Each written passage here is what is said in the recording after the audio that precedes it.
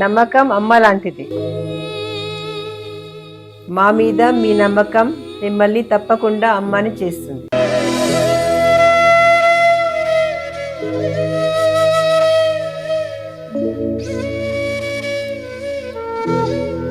నేడు ఎంతో మంది మా మీద నమ్మకంతో అమ్మాయారు. మీకోసం అమ్మతనం ఎదురు చూస్తుంది. వివరాలకు సంప్రదించండి. Kiran infertility centre, Hyderabad, Bengaluru, Chennai, Delhi. నమస్కారము.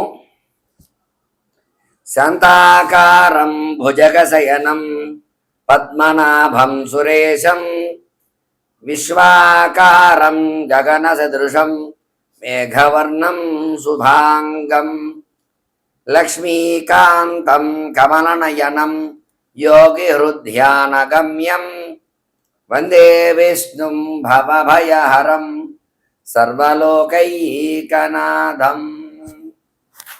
ఓం నమో నారాయణాయ. ఓం నమః శివాయ. నేను మీ రవికిరణ్ శర్మ వేలూరి, జ్యోతిష్యరత్న అవార్డు గ్రహీత, స్మార్త పురోహిత, వాస్తు జ్యోతిష్య నిపుణ. ఈ రోజున దివి 3వ తేదీ 3వ మాసము 2026వ సంవత్సరము వచ్చినటువంటి సంపూర్ణ చంద్రగ్రహణము గురించి మీకు వివరంగా చెప్పబోతున్నాను. ఈ చంద్రగ్రహణము సంపూర్ణంగా మధ్యాహ్న సమయంలో 3 గంటలకు ప్రారంభమై సాయంత్రము 6 గంటల 50 నిమిషాల వరకు ఉన్నది. సుమారు 3 గంటల 50 నిమిషాల వరకు ఈ చంద్రగ్రహణం అనేది మనకి ఉంటుంది. అయితే మన భారతదేశంలో సూర్యాస్తమయం 6 గంటల 2 నిమిషాలుగా అవుతోంది. కాబట్టి 6 గంటల 2 నిమిషాల నుంచి 6 గంటల 50 నిమిషాల వరకు 50 నిమిషాలు మాత్రమే కనిపిస్తుంది. మరి మిగతా దేశాల్లో కొన్ని దేశాలలో ఈ గ్రహణము వాళ్ళకి సూర్యాస్తమయం అవుతుంది కాబట్టి చంద్రగ్రహణం పరిపూర్తిగా కనిపిస్తుంది. మన దేశంలో కేవలము 45 నిమిషాలు మాత్రమే కనిపిస్తోంది. కాబట్టి ఈ చంద్రగ్రహణాన్ని 6 గంటలకి పట్టు స్నానం అనేది ఆచరించాలి. పట్టు స్నానము అంటే గ్రహణం పట్టిన తర్వాత ఆచరించే స్నానాన్ని పట్టు స్నానము అంటారు. ఇది ఎందుకోసం ఆచరించాలి అంటే గ్రహణ సందర్భంలో మంత్రములు మలినమైపోతూ ఉంటాయి.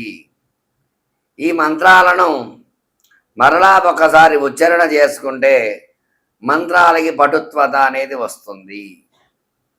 అందుకని మంత్రోపదేశము తీసుకునేవారు ఇటువంటి గ్రహణ సందర్భంలో మంత్రోపదేశం తీసుకుంటే మంత్ర జపాన్ని సాగిస్తే ఆ మంత్ర బలం ఎక్కువగా ఉంటుంది అని శాస్త్రాలు చెప్పబడ్డవి.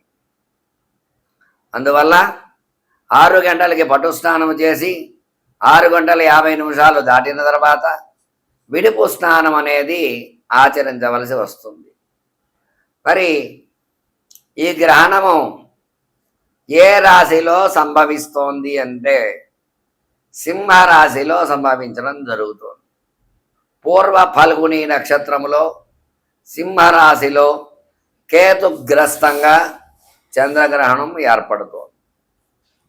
అందువల్ల సింహరాశిలో సంభవించడం వల్ల పూర్వ ఫల్గుని నక్షత్రం వారు, మఖా నక్షత్రం వారు, ఉత్తర మొదటి పాదం వారు, సింహరాశి వారందరికీ కూడా ఈ గ్రహణం ఎఫెక్ట్ అనేది ఖచ్చితంగా కనిపిస్తుంది. ఈ సింహరాశిలో ఉండేటువంటి వారు వాళ్ళ నక్షత్రాలకి అనుష్ఠాన జపాన్ని చేసుకుని గ్రహణ శాంతి పూజ ఖచ్చితంగా ఆచరించవలసిందే. అట్లాగే ఈ యొక్క గ్రహణ సందర్భంలో బయటికి రాకూడదు, చంద్ర దర్శనం చేసుకోకూడదు. ఉదయం నుంచి సాయంత్రం వరకు ఉపవాసం ఉండాలి. ఉపవాసం ఉండి సాయంత్ర సందర్భంలో కనుక ఈ గ్రహణ సందర్భంలో పట్టు స్నానం ఆచరించి భగవత్ ఆరాధన చేయటం వల్ల ఆ యొక్క గ్రహణం యొక్క ఎఫెక్ట్ అనేది సింహరాశి వారికి పెద్దగా కనిపించదు. మరి సింహరాశిలో సంచారం చేయటం వల్ల కేతుగ్రస్తంగా ఉండటం వల్ల వాళ్ళు ఏమి చేసుకోవాలి అంటే కేతుగ్రహ జపము, చంద్రగ్రహణం కాబట్టి చంద్రగ్రహ జపము, అలాగే పుబ్బా నక్షత్రం వారు ఖచ్చితంగా నక్షత్ర శాంతి పూజ, సింహరాశిలోని నక్షత్రాల వాళ్ళందరూ వాళ్ళ నక్షత్ర జపాలు అవి చేసుకుని జపానంతరము విశేషముగా గ్రహణ సందర్భంలో గ్రహణం అయిన తర్వాత గ్రహణ దానం అనేది ఇవ్వాలి. ఈ గ్రహణం ఎఫెక్ట్ అనేది మరలా 27 నక్షత్రాలు తిరిగి రావడానికి 27 రోజులు పడుతుంది కాబట్టి 27 రోజుల్లోపు గ్రహణ శాంతి జరిపించుకోవాలి. ఆ రోజుకి ఆ రోజే చేసుకోవాలి అని అంటే ఇబ్బంది అవుతుంది కాబట్టి అవకాశం ఉన్నటువంటి వారు ఆ గ్రహణ సందర్భంలో కూడా జపం ఆచరించవచ్చు. అవకాశం లేని వారు ఆ మరునాడైనా సరే 27 రోజుల్లోగా గ్రహణ శాంతి పూజ జరిపించుకోవాలి. మరి గ్రహణ శాంతి పూజ అంటే ఏమిటి, ఏం చేయాలి అంటే చంద్రబింబాన్ని దానంగా ఇవ్వాలి. కేతుగ్రస్తము కాబట్టి సర్పబింబాన్ని దానంగా ఇవ్వాలి. వెండి బింబము, బంగారు సర్పము దానంగా ఇవ్వాలి శాస్త్రమైతే. అది చిన్నదైనా పర్వాలేదు. ఒకవేళ అది శక్తి లేదు అని అంటే 2 వెండివే తీసుకుని ఆ 2 వెండివి కూడా కాంస్య పాత్రలో నెయ్యి వేసి ఆ నెయ్యిలో ఆ 2 బింబాలు పెట్టి కాంస్య పాత్రతో నెయ్యితో దానంగా ఇవ్వాలి. అట్లాగే కేతుగ్రస్తము కాబట్టి ఉలువలు, అలాగే చంద్రగ్రహణం కాబట్టి చంద్రుడికి బియ్యము, నక్షత్రానికి బియ్యము దానంగా ఇవ్వాలి. అలాగే గ్రహణ అనంతరము పాలు పెరుగు కూడా విశేషంగా దానంగా చేయాలి. స్వయం పాకదానము, వస్త్రదానము, విశేష దానాలు చేయడం వల్ల గ్రహణం యొక్క బాధలు ఖచ్చితంగా తొలగి తీరుతాయి. ఈ గ్రహణం వల్ల సంభవించిన తర్వాత ఎటువంటి అనారోగ్య సమస్యలు లేకుండా, ధన సమస్యలు లేకుండా, సంతాన సమస్యలు, ఉద్యోగ సమస్యలు, వివాహ సమస్యలు, ఎలాంటి సమస్యలు లేకుండా ఉంటాయి. అందువల్ల ఈ సింహరాశి వారు ఖచ్చితంగా కొన్ని నియమాలు పాటించాలి. ఈ గ్రహణం వల్ల 12 రాశులలో 3 రాశుల వారికి అద్భుతంగా ఉంది. ఒక 3 రాశుల వారికి నార్మల్గా ఉంది. ఒక 3 రాశుల వారి మిగతా 6 రాశుల వారికి మాత్రము కొంచెం ఇబ్బందులుగా ఉన్నాయి. అందులో భాగంగానే వృషభ రాశి వారికి అద్భుతంగా ఉంటుంది. అలాగే మకర రాశి వారికి కూడా చాలా అద్భుతంగా ఉంది. తులారాశి వారికి కూడా చాలా బాగుంది. ఈ రాశుల వారు ఈ గ్రహణం వల్ల వాళ్ళకి కలిసి వచ్చే యోగంగా చెప్పుకోవచ్చు. మరి 12 రాశుల వారికి ఏ రాశుల వారికి ఏ విధంగా ఉండబోతోంది ఈ గ్రహణం ఎఫెక్ట్ అనేది మీకు తెలియజేయడం జరుగుతుంది. నమస్కారము. 3వ తేదీ మార్చి 2026వ సంవత్సరము సంపూర్ణ చంద్రగ్రహణం పుబ్బా నక్షత్రము సింహరాశిలో వస్తోంది కాబట్టి వృషభ రాశి వారిపై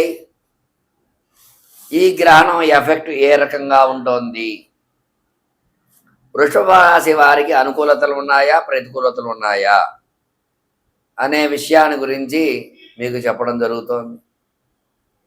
ఈ గ్రహణాత్తు దశమ కేంద్రంలో వృషభ రాశి ఉంది కాబట్టి వృషభ రాశి వారికి అనుకూలతలు ఎక్కువగా ఉన్నాయి. సుఖ సంతోషాలు అవన్నీ ఏర్పడతాయి. ఈ గ్రహణం వచ్చిన తర్వాత వాళ్ళ గ్రహస్థితి అనుకూలంగా మారి అత్యద్భుతంగా ఉంటుంది. గతంలో అనారోగ్య సమస్యలతో ఉన్నవారు అనారోగ్య సమస్యల నుంచి బయటపడే అవకాశం ఖచ్చితంగా ఉంటుంది. ఉద్యోగ ప్రయత్నం చేసేవారికి ఉద్యోగాలు వస్తాయి. వివాహ ప్రయత్నం చేసేవారికి వివాహాలు త్వరితంగా అవుతాయి. సంతానం గురించి ఎదురు చేసేవారికి సంతానం సఫలీకృతం అవుతుంది. వ్యవసాయదారులకి వ్యవసాయం బాగుంటుంది. చదువుకునే పిల్లలకి విద్యాబుద్ధులు చక్కగా వస్తాయి. మంచి ర్యాంకులతో పాస్ అవ్వడం అది జరుగుతుంది. స్టాక్ మార్కెట్లో స్టాక్స్ పెట్టేవారికి స్టాక్స్ పెరిగే అవకాశం ఉంటుంది. మొత్తం మీద చూసుకున్నట్లయితే వృషభ రాశి వారికి అత్యంత అద్భుత కాలముగా చెప్పవచ్చును. మరి నరదృష్టి నరఘోష వీళ్ళకి అధికంగా ఉంటుంది కాబట్టి ఈ నరఘోష నుంచి బయటపడాలి అంటే ఖచ్చితంగా విశేషముగా మన్యు హోమాన్ని ఆచరించినట్లయితే ఈ రాశి వారికి నరదృష్టి నుంచి బయటపడే యోగం ఉంటుంది. వీళ్ళకి అద్భుతమైన కాలంగా చెప్పవచ్చు. విశేషముగా గ్రహణం వల్ల అనుకూలతలు వీళ్ళకి ఎక్కువగా ఉన్నాయి. 3 రాశుల్లో ఈ రాశి చాలా అద్భుతంగా ఉందని మనం చెప్పవచ్చు. వీళ్ళు ప్రత్యేకంగా పెద్ద నియమాలు పాటించడం అవసరం లేదు. భగవద్ అనుగ్రహం కోసం భగవత్ ఆరాధన చేసినట్లయితే ఆ సమయంలో ఇంకా అద్భుతంగా అధికంగా ఫలితాన్ని వస్తుందని చెప్పడం జరుగుతుంది. నమస్కారం. మీ రవికిరణ్ శర్మ, వేలూరి. మార్చి 3వ తేదీ 2026వ సంవత్సరం పూర్వ పల్గుని నక్షత్రయుక్త సింహరాశిలో చంద్రగ్రహణం ఏర్పడుతోంది. మరి ఈ గ్రహణం వల్ల మనకి 4 రాశుల వారికి మధ్యమముగా, 4 రాశుల వారికి హీనముగా, 4 రాశుల వారికి అనుకూలంగా ఉన్నాయి. అందువల్ల మధ్య రాశుల వారు సామాన్య శాంతులు, ముఖ్యమైన రాశుల వారు విశేష శాంతులు, మిగతా రాశుల వారు ఎట్లాంటి శాంతులు చేసుకోవాల్సిన అవసరం లేదు. అందువల్ల ఈ యొక్క గ్రహణం ఇబ్బందులు కలిగేటువంటి రాశులు కర్కాటకము, సింహము, కన్య, వృశ్చికము, ధనస్సు, కుంభము, మీనము.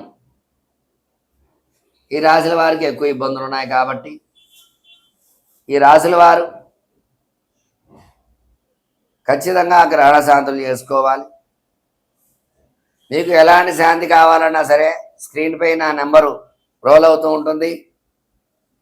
నన్ను సంప్రదించినట్లయితే గ్రహణం రోజు ఎలాంటి శాంతులు చేసుకోవాలి, ఎలాంటి పరిహారాలు చేయాలి అనే విషయాన్ని మీకు చెప్పి ఖచ్చితంగా శాంతి పూజలు చేయడం జరుగుతుంది నా ద్వారా. ఎలాంటి సందేహాలున్నా నన్ను సంప్రదిస్తారని కోరుకుంటూ మీ రవికిరణ్ శర్మ, వేలూరి, జ్యోతిష రత్న అవార్డు గ్రహీత. నమస్కారం.